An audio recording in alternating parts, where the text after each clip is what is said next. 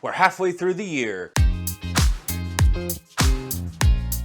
I'm celebrating the solstice this year. I'm not a religious person, so a lot of holidays just don't click with me. So I figured, let's celebrate something scientific. On the menu today is a salad, Puerto Rican pernil, and baked ziti.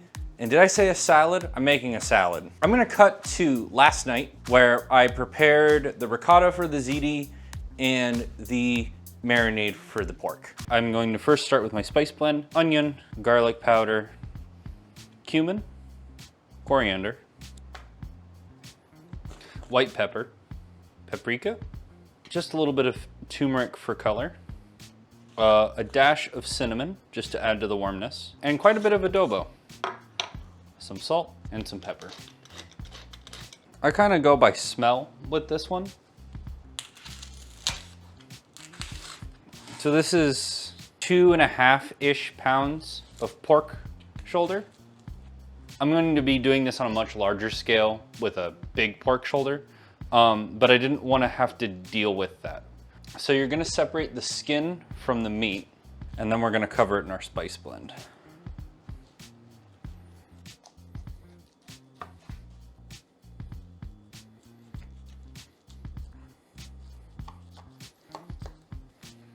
So I like to leave 2 contact points so that the meat has, because this is gonna shrink up, and I wanna make sure that it like continues to baste all of the meat, because this has a lot of fat in it. The fat is flavor. So I'm gonna liberally cover this thing in my spice mix. So on a larger one of these, I like to poke holes in it and shove garlic cloves in it. But I'm a little worried about the structural integrity of this one, because it's so small. It's like it's been filleted into an interesting way. So I'm just not gonna do that. I'm gonna put this in my Dutch oven and let it sit overnight. And tomorrow, I'm gonna throw it in the oven for a while. I'll figure out how long that is later. Okay, for my next trick, I'm making ricotta. So you'll want to set up a bowl with cheesecloth, a strainer, and a bowl that can withstand some heat. You'll want this ready now. In this bowl, I'm gonna put in 1/2 gallon of milk, 1/3 cup of lemon juice, tablespoon of salt. But first, I'm gonna get my milk set up. So I'm probably not gonna use all of this in the ziti. I will use it all over the course of the next week. So you'll need a thermometer for this, and you just wanna make sure that this gets up to 200 degrees. You kind of do have to sit here and babysit it for a little while, which is why I recommend making it the night before. It's one of those things that isn't hard, but it takes some time. And when it's already set up, your life is a little bit easier.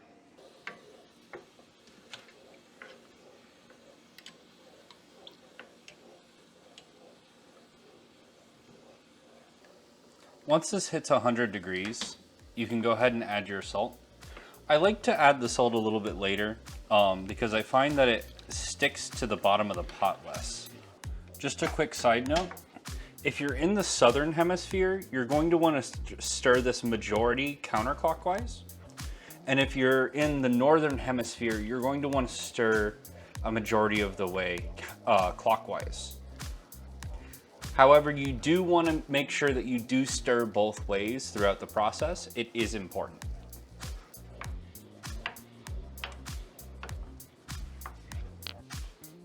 As you can see, there's a curd in the way, and I'm just going to dump this right in here.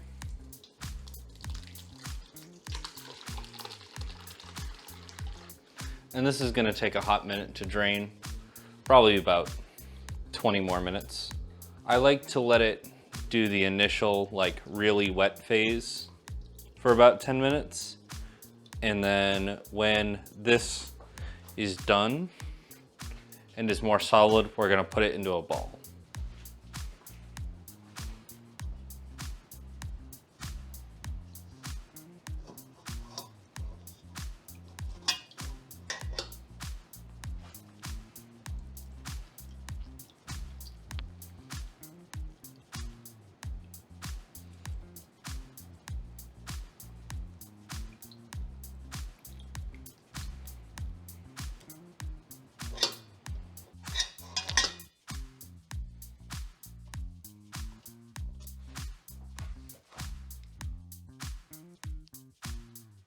I didn't look at the recipe literally at all. I'm gonna put a recipe down in the description.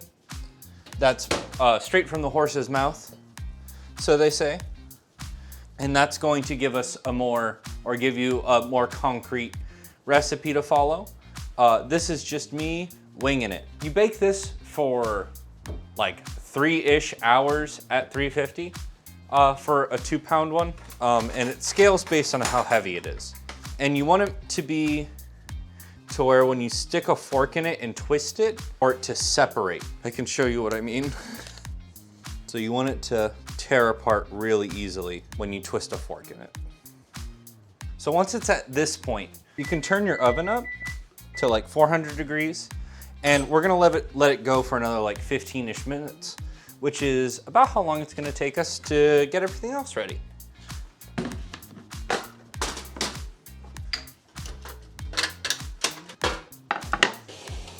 So I'm doing a vegetable-based ziti instead of a meat ziti.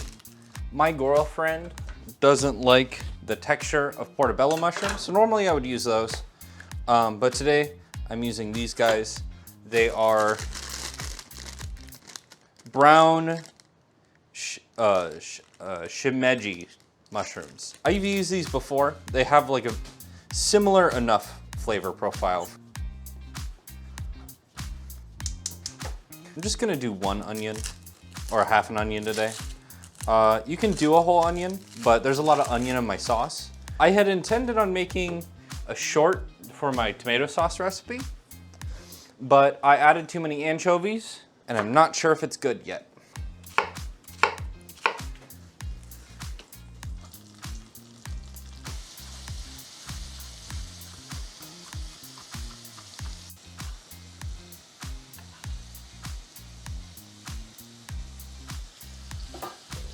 I'm gonna add some red wine. Make sure to use a wine that you would drink, but not one that is super fancy, because it doesn't matter that much, but I do believe that if it should taste at least okay.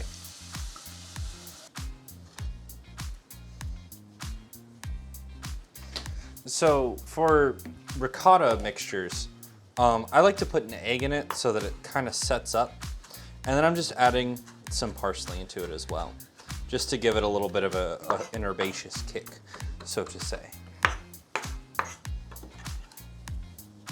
This is half a gallon of milk's worth of ricotta. I'm gonna use a good chunk of it.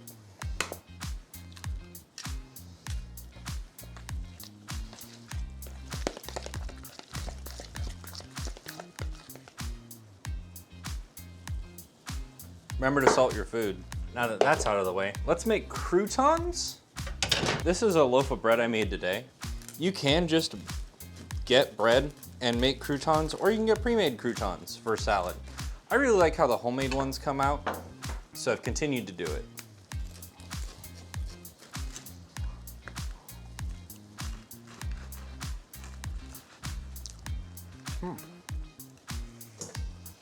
Into this bowl, I'm adding olive oil, some salt, onion powder, garlic powder, and a little paprika.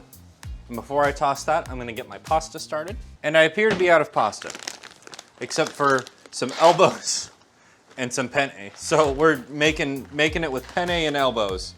9 to 10 minutes, 12 to 14 minutes. We're doing 10, and we're just gonna throw it in the oven. I thought I had a whole box of pasta. That was wrong, that's okay.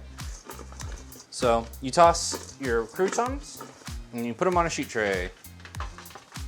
And I'm gonna stick these in the oven until they're croutons. So that's probably good by now.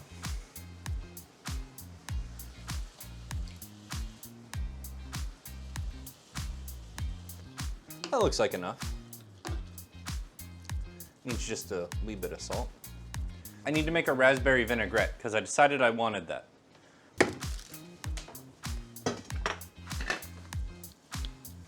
I've got some raspberries, red wine vinegar. Cut the heat on that.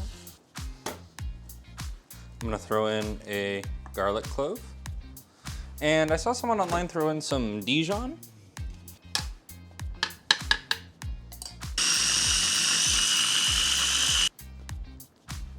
That's pretty good. It needs more salt.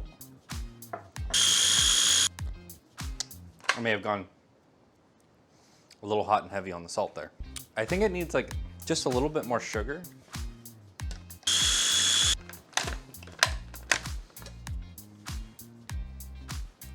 That's good. I'm gonna strain it.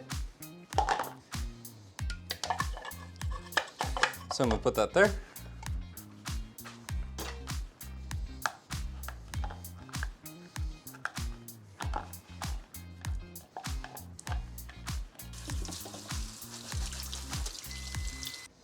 Mesh strainers are easier to clean if you do it right away.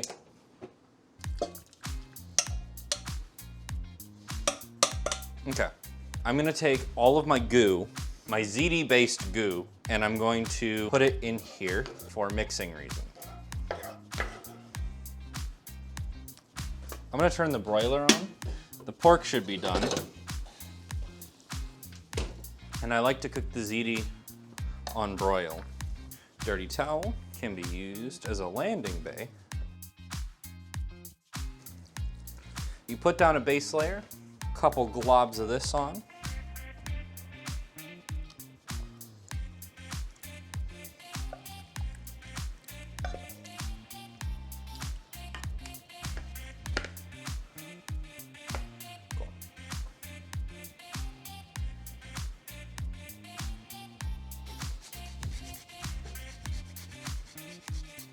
And now this can go in till it's warm and bubbly.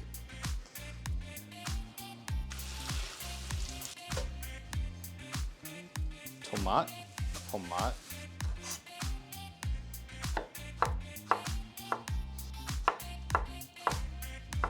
This tomato is not good.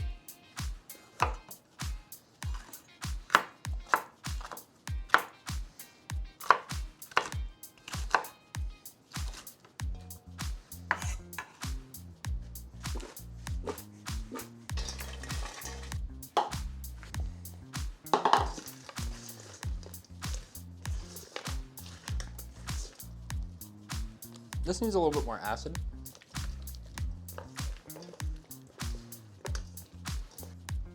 Yeah, that's pretty good.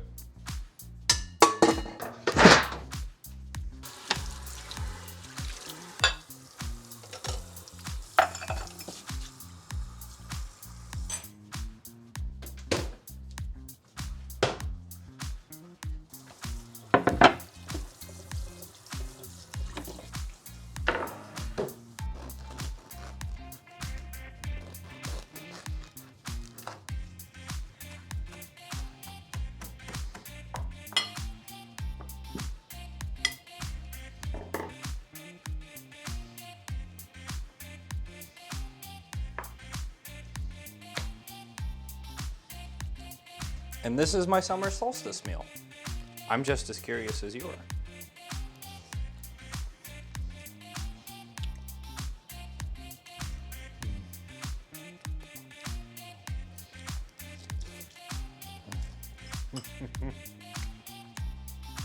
Wow, those came out great.